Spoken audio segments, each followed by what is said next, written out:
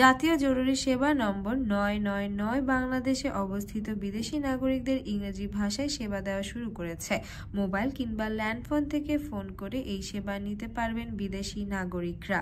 বৃহস্পতিবার জাতীয় জরুরি সেবা নম্বর 999 এর প্রধান অতিরিক্ত ডিআইজি মোহাম্মদ তবারকুল্লাহ স্বাক্ষরিত এক সংবাদ বিজ্ঞপ্তিতে এ তথ্য জানানো হয়েছে।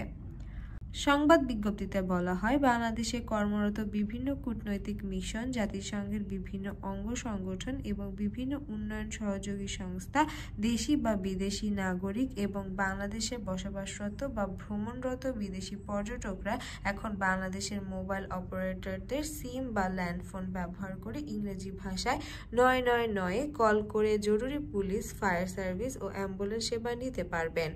পুলিশ মহাপরিদর্শকের নির্দেশনায় বিদেশি নাগরিকদের জরুরি সেবা নিশ্চিত করতে প্রয়োজনীয় ব্যবস্থা গ্রহণ করা হয়েছে।